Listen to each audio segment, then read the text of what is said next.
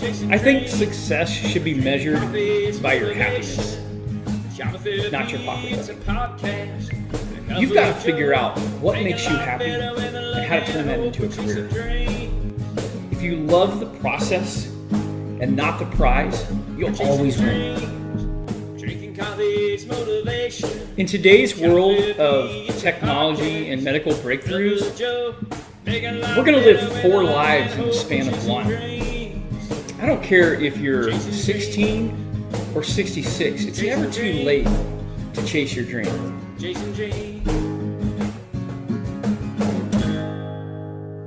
Cool. Hey, thanks for joining us tonight. Coffee with Jake G. Tonight is iced coffee. I'm using Starbucks Pike with a little bit of mocha. It's delicious. So tonight we have a special guest. Her name is Cheryl, and she commented on last week's video. She has a dream of creating an animal sanctuary for large dog breeds. We're going to talk with her a little bit this evening, and hopefully we can help her along her journey tonight.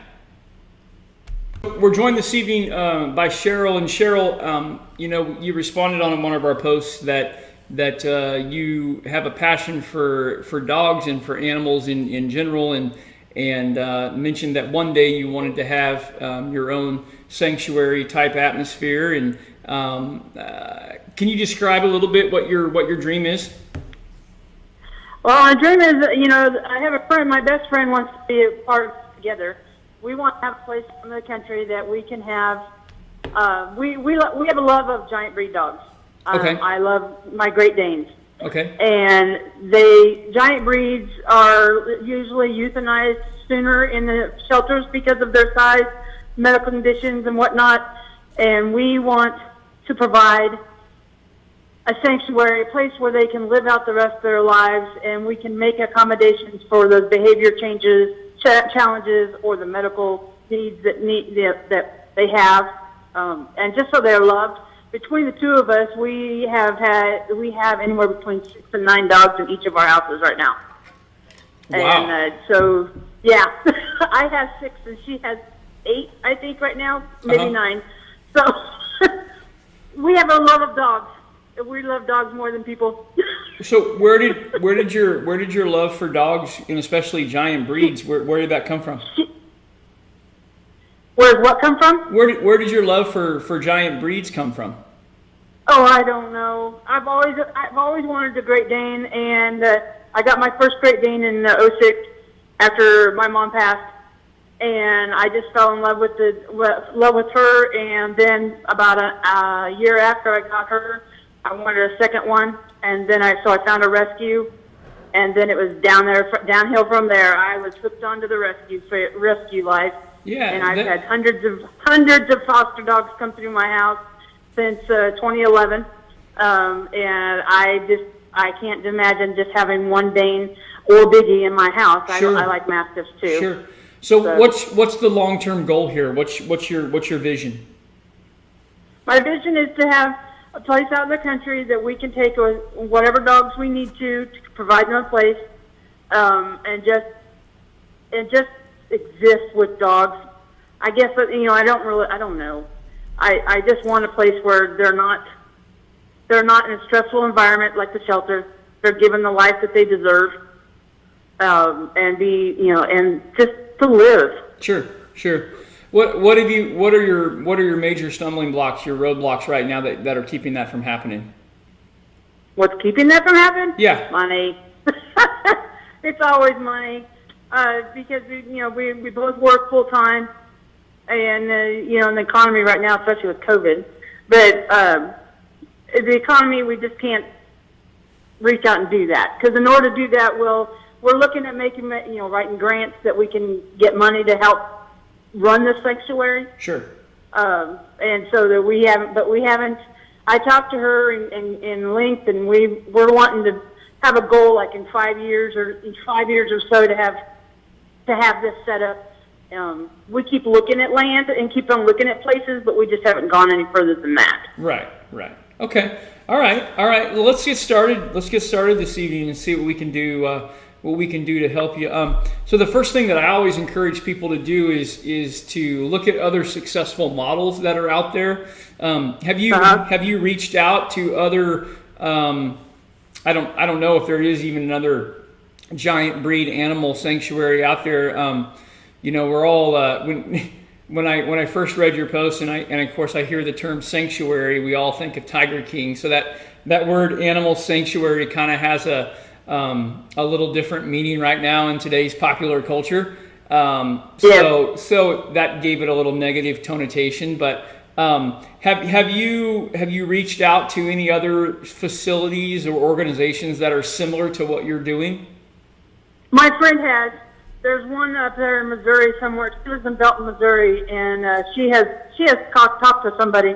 I've seen several online and have sent messages to them and all. I always send her a post about them when I find a video of one of something that's, hey, that could be something similar to what we're wanting to do. Sure. But I have not, but I know she has. Okay. Reached out to at least one. Okay. Well, I would encourage you. That's the very first thing that I would do is I would look at other models and just tell them exactly what you're wanting to do and just ask them for advice. How did you get started? If it comes like to grant writing and things like that, I would highly encourage you to do that. I think that's a great place to start. It's just looking and talking to other facilities. Obviously, it's not a competition, so they should be willing to help you and give you advice. And sometimes that saves you a lot of unnecessary just a lot of unnecessary steps in the future that you don't have to do. So then my next question would be is, do you have you set up a social media site for your organization? Do you have a name? Do you have an idea of what a name would be? No, we've been in discussion, but we haven't gone that far yet. Okay. I think bring that up. At any level that you're at, whether no matter where your dream is at, and how far along the path that it is, one thing that I think is really important is to the long-term vision. I'd go ahead and give it a name. So that every day you're speaking that, you're talking about that animal sanctuary, whatever the name of it is you want to be. I would encourage you to put the word "great" into the name somewhere because you're looking at giant breeds, or use some play on words, kind of be creative. And the second thing that I would do is, even before you work on your nonprofit status, which takes a little time, and that also takes some money and also lawyers. What county are you in? Do what? What county do you live in? I live in Turon. So is that Reno County or is that Pratt? Yes. That's okay. Reno County. So reach out. The other thing that you can do is reach out to your local chamber of commerce for the county. I know that Reno County, for example, has a community foundation that will, number one, help you write grants, but also help you establish your nonprofit status. And I've been on a number of boards in that county who use that foundation. I believe it's called the Hutchinson Community Foundation, I think is the name of it. And they help you do that. They help you, they will actually get you set up with banks, and they'll help you with your grants. Awesome. They'll help you with your accounting. It's a really good program. They'll actually pool your money, and they can actually help grow your investments. Let's say you want to set up an endowment, someone dies and they want to leave your foundation that money. They'll help you set up an investment account that will continually roll that money over and help it grow, and you can use it and pull off of it every month. So that's a really good avenue, is to look at your community foundation organizations, and I would start in Reno County and Hutchinson to do that. So then the next thing, before you do that though, I definitely name your organization. Get a name, get a concept that people can get attention to, and then start a Facebook account, an Instagram account, a Twitter account, and websites are free now. You can build those, but I would start daily posting pictures of giant breed dogs and the stories behind them, a little paragraph below it. Like, get people involved in what you're doing, and the money will follow that. If that's one thing that we've learned in the past from various animal sanctuaries, social media just, I mean, people that have a passion for animals, they love them, and they will follow. They will follow you on social media. That's a tremendous avenue that you can tap into right now, before you even get your nonprofit status, because there are people that will donate food and items and money long before you have a nonprofit. Some people don't care about the tax write-off, and some people just flat out want to help animals as it goes through there. And so that's the social media aspect, getting a good, clever name, and then creating those social media accounts and start posting on them, up to 5 times a day. You'll start getting followers, you'll start getting likes, and then pretty soon, periodically, just say, hey, we have this need coming up. Here's our goals. Can you help us? And I think you'd be really surprised, and I'm more than happy to share that, and I'll follow you on social media and Instagram, and Instagram is going to be great for pictures, of course. Facebook is going to be more about the stories behind the animals and the needs. But I think that's a tremendous avenue for you to get going, and I think that will actually help. That will really help bring support, not just financially, but definitely financially, and also moral and emotional support as you get going through there. So I think that's a really good avenue for you to look at, and you can do that before you even buy that land, and you start getting the balls rolling in motion, and then things just start falling into place. Someone will call you up and say, hey, I have 20 acres here, are you interested in it, and that kind of thing. Have you looked at like the legalities of an animal sanctuary for just domestic animals? I realize it's probably different for different breeds of animals and different species, but like for dogs, is there a limit per acre, or are there any restrictions when it comes to that? As far as I know, I don't believe there is. As long as you've got the provisions for them, where it has to be clean and enough space for each of them to have their own place, and as far as I know, from the videos I've seen, of the ones I've seen online already, they don't seem to have a limit. I'm sure there's some type of a limit, sure, but I haven't delved into to know if there is a limit. But our goal is to be told so that we don't have as strict a limit as we are in town. Gotcha. Because I'm allowed 4 dogs in Turon of my own, but I have foster dogs. Sure. And I do foster for 2 different rescues. One's a giant breed, and then one is an all breed rescue. Okay. So I usually have 1 or 2 great biggies, and then I have 1 or 2 of the all breeds, which is usually a 30 to 40 pound dog. Okay. So that I don't have overran by big dogs. Sure. But I mean, as far as I know, that I don't know that there's a strict limit per se. Okay, yeah, that's good. So perfect. Well, I really admired your passion. I love dogs, but I don't love them like the level that you do. So I'm grateful that you do, because obviously we're a special kind of people. Yeah, I mean obviously the world and the society that we live in, they love their pets. I mean, we have dedicated stores just for pets.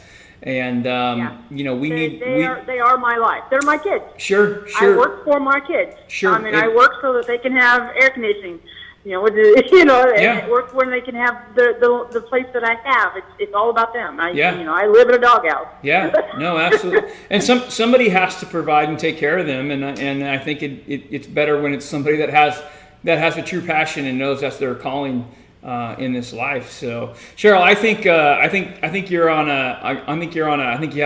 have a great mission. I think you're on the right track. I definitely do those 2 things. I would really just, like, even tonight, I would sit down with your partner and get a name, get a social media account set up, and then get that to me, and I will put this because we'll post this video cast on YouTube later, and it will be out there forever. So if you can get us some solid contact information, even a phone number and an email address with your social media accounts, people can start watching this now as we're recording it live, and then also down the road, 1 week, 1 month, 1 year down the road, when they go to YouTube and they type in dog rescue or giant breed, however we tag this conversation, they can reach out to you and hopefully provide support. And if they have animals that are in need, you can help direct them as they go through there. So between reaching out to the community foundation to establish that nonprofit status, which will save you so much money in taxes in the future. That's probably the importance and the relevance of that, is just sometimes it's not about how much money you make, it's how much money you save and how you're spending it. And that's just a really wise thing to do. And plus it makes getting grants so much easier. But I think the first thing that you should do is get your social media account set up and get a name for this organization so that people watching this can help and support you, because I know there's a ton of animal lovers out there who would love to see a sanctuary. That's how I my dogs. Yeah, no, absolutely. Well, Cheryl, they're like, hey, can you find a home? yeah, for sure. So work on that for me and get that to me as quick as you can, and I'll get that posted and tagged in there for you. And super excited for number one. Thanks for sharing your dream with us tonight, and I hope that the advice that you got tonight can get you down the road a little further, a little faster as you go through there. Okay. Cool. Very good. Thanks very much. Yeah, absolutely. Thanks for having us on tonight, Cheryl. I appreciate it. No problem. All right, Have a bye. good day. Bye.